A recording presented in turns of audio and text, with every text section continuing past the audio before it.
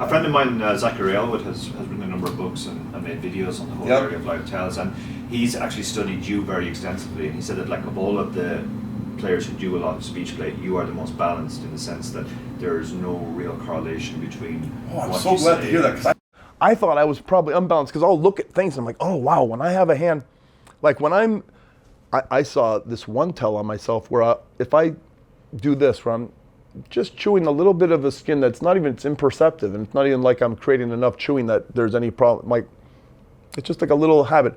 I thought, wow, that means I'm thinking and I'm involved. I have a hand with equity. It's not just a full thing. I said, wow, I never do that little purse thing and then move along I thought that I was vulnerable, because I've watched some of that stuff and thought, I'm a mess. That's why I tried to try and pull back and do all my social in between. There's plenty of times, you're folding all the time. So there's plenty of times to just be regular social chatty guy, but in the hands, you have to be, Scott Seaver's a master. There's some masters where they can just full out 2017, talk to another super wizard, totally not giving anything away, and actually steering the fold. Like I'll think of the Scott Seaver hand where he got Reiner to fold. Yeah, I'm like, I was just like looking at this hand, and there's no way he's linked into that fold energy and kind of beefed it up with like a feeling of confidence. It was masterful. I remember watching that one. That was a correlated thing, yeah. But well, it's interesting that you used the word wizard, and it's not the first time you've used it today. You and Antonio have coined many terms, invented some prop bet games, of course, Loudon thinks. But a few years ago, you did help popularize that term wizards to describe talented up-and-coming players. It's funny, because I just about the wizard thing, I saw a podcast or interview, or it could have been Joey Ingram or Doug Paul. I don't know where it was, because I'm actually a fan of poker, so I'm constantly like I'm a sponge, and I try and push this stuff from all the world into my head. So I lose a lot of stuff. But I remember somebody saying, I'm getting closer. It was Poker Night in America. Nope, it was Jason Kuhn. Okay, this is where we're going. And it was the thing I just saw, Poker Go. Yeah. And he thought it was a term of denigration or diminishing the potency. And it was funny, because when I was watching that, I was like, oh my God, I can see. And I believe that it's the authorship and the statement that brings that. And I believe there's some truth to what Jason Kuhn was saying. But when I originally thought wizard, it was, of course, with the holiest respect. Same with backgammon or all these other games I've mastered. I know who the wizards of bridge are, even though I've never even learned bridge. But like as a games fan, and I thought, okay, yeah, that is a little bit. It does have a tone. I saw where he was coming from. But at the same time, I didn't understand it as much, because to me, it's clear that the wizards are great, and their Hendon mobs and their live play shows as much. So it's sort of like, in my love of fantasy, sci-fi, and those like movies where there's like the Lord of the Rings and all that stuff, the wizards and all these guys, they were like end bosses in a way. They were like the mystical untouchables. So the word, I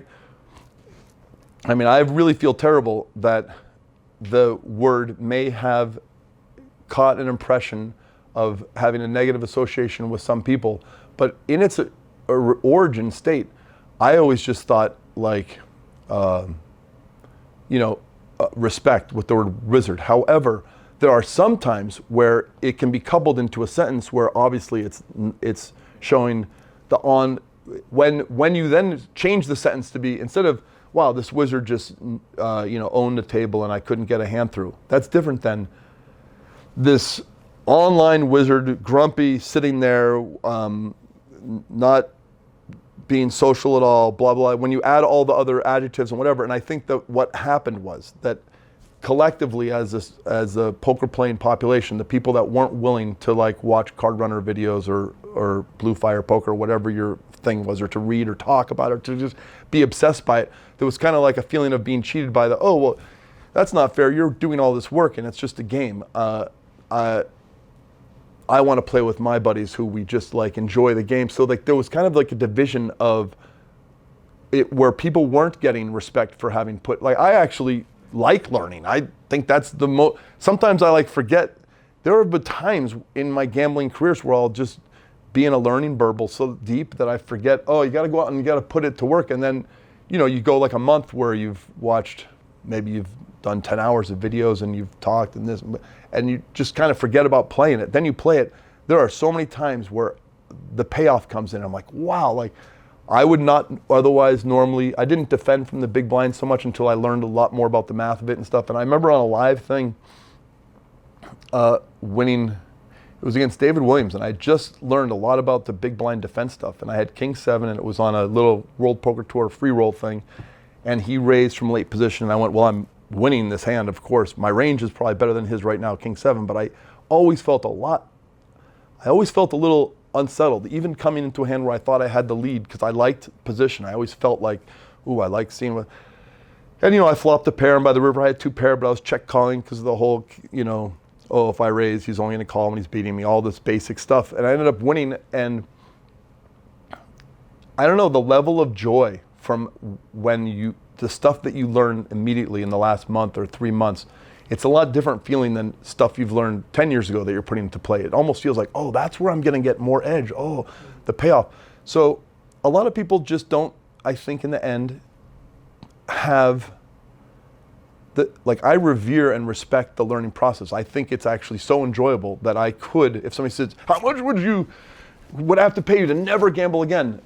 The immediate question is, can I still learn about gambling? Can I still study it? Can I still watch it? Because if I could get that and not gamble, I'm satisfied. The itch is being scratched. Yes, playing is very wholesome and beautiful, but that's the diversion. Is the Wizards term kind of breaks down and separates into the people that respect, love, and look forward to the learning aspect towards the other people who see gambling as the way when I started in 1999, no one was learning. You just came with your skill set, your critical thinking set, and you matched wits and a little bit of experience, etc. The whole population was on the same page. We're just playing. So I think that what happened was the people who decided not to put in their work and not whatever, they started being a little jealous and a little resentful and a little like, well, it's not fair. You shouldn't be able to do analytics on 10,000 hands and look at VPIP stats for such and such a player. But to me, I thought that's just the natural evolution of information being spread out and being applied to a game. So I understand where Jason was coming from. I never had heard or thought of that, but I see it because a lot of the times the people that say, oh, we would have whatever except for some online wizard, it's carried in a frame that is disparaging or not a positive reflection. So yeah, I see where he was coming from. But no, I have mad respect for it's the Wizards that created the green plastic and Taylor Cabby, who are all these people that created the whole idea of turn on your computer and have information fed to you. Like this learning platform doesn't really exist for other games. Like you can't, it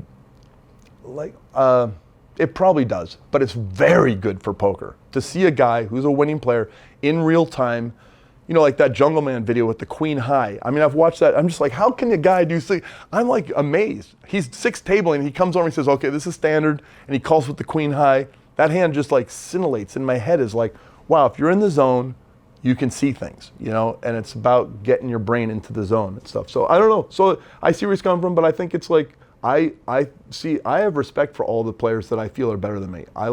It's something to, I don't know, I think a lot of the defensiveness of that generation, let's call them GTO generation, the people who really take it seriously, is that often the acknowledgement of their work and their learning is kind of coupled with a sort of a snide, sort of like, well, that's all they do. They're completely interesting characters. They're not like the old guys who were far more interesting people. I mean, do you feel that there's sort of a lack of personality from that generation?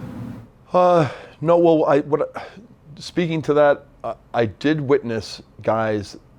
And I was one of the first people that, I mean, I don't know when the rest of the world caught up, but I remember very early on, if I was playing in a cash game with somebody under 25 that I'd never seen before, I was maybe in the top 5% of the people who adjusted and understood. I adjusted very quickly to learning, okay, this guy possibly better than me. I have to be very careful. I have to think, I have to be on my he probably got here from Russia with money he made from poker and now he's looking for bigger games. Or he probably got here from whatever insert country.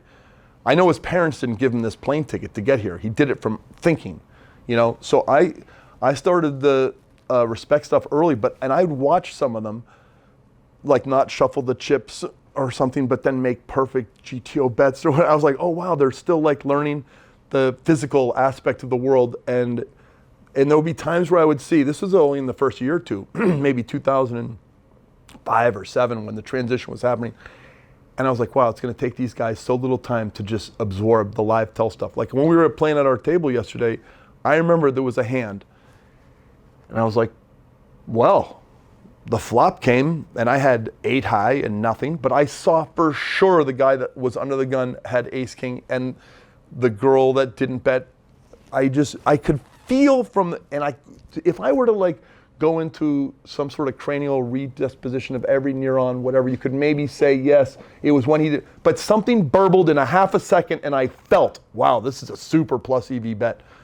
We're in a spot where I never would have normally, and I was like, wow, that's the live burble. That thing happened. And I was like, I would be willing, before I made the bet, I was like, well, I bet you I'm betting, 30% of the pot, I bet you this is gonna get through 70%. Like I just had, and of course it happens, and maybe you structure your brain to match the results and stuff. But it's 15, 20 years deep into the game, and I'll have like little extra reveals about I've read the Joe Navarro books, and I've read the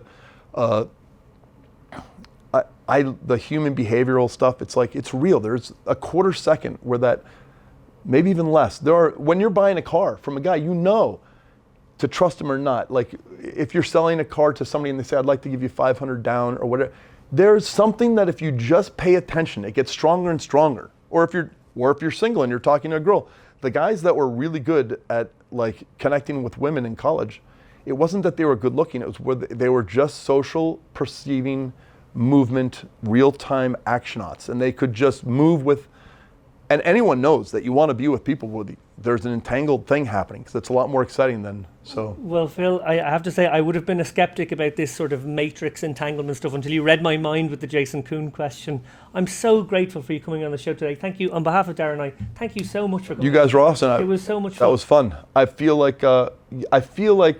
Are we in the matrix with you now? Is that something we've achieved? The entanglement matrix is like, people laugh and joke around, but it's so real that there's a thing.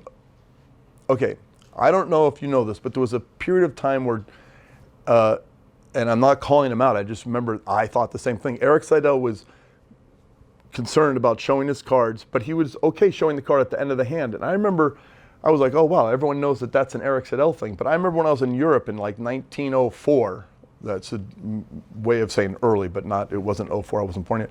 But I remember thinking, wow, because I had already studied morphic resonance, and no one knows if it's a real thing or not, but I sure as hell believe that if you pull cards over and there's in another room, people see that you're getting cooler. You have kings and he has aces. I believe, imperceptibly small perhaps, but there's some possible real, it's a free roll on belief anyways. If it's not true, it's fine. You show your hand at the end of the hand. But like, wow, couldn't these 10 people have like a collective burst of a thought, like, you better fold or whatever, like just that transferring. And if you read a book called The Unconscious Mind by Dean Radin, there are actual people who thought this to such levels that they've created laboratories. And it turns out that there is a school of people on Earth that believe that if you're presented information that, here's a classic one. I'm being, right now, pretend I'm being videotaped right now. If the person watching this videotape was in another room, and there's no other way for me to know when that person's watching or not watching it. And I haven't done the research myself, but I have read that your bioenergy field, your magnet, you are creating the fields of, you're in a live output thing, and electrical charges, all this stuff. There are some things that can be measured that change with when you're being observed from another room, in another building. It doesn't matter when you're being observed, your biochemical output of what the EMR machine, MRIs or whatever reads is different. You don't know it, but your body deep down for an animal, reptile thing snaps, and something's, and I don't know, within a few hundred years, we're gonna have wristwatches and it'll be like, oh, somebody's checking me out. It's green. And you can look around the room and see, like, we're only a few hundred years away from that. We're like less than 50 years away from quantum computing. Like, things are gonna be changing. We're in for some cool changes. But yeah, so the morphic resonance, entanglement matrix, that stuff, yeah, if you feel it, there's no penalty. Look at your cards. And then at the end of the hand, you could pull them over to the thing. That's, I think, possibly, and also for the 1 in a million, that this is the first time that some system like this is being cheated and you pull the cards over and now he's texting to the wire buzzer in another guy's foot or something like this. In the next X number of years, somebody is going to, I mean, there's probably somebody like Ollie and his crew probably trying to figure out how can we crack this, this whole card thing. And so I don't know, I'm just kind of drifting off. Well, I wish we had all day, but we don't. So thank you very much for joining us. That was a lot of fun. Thank you for having me.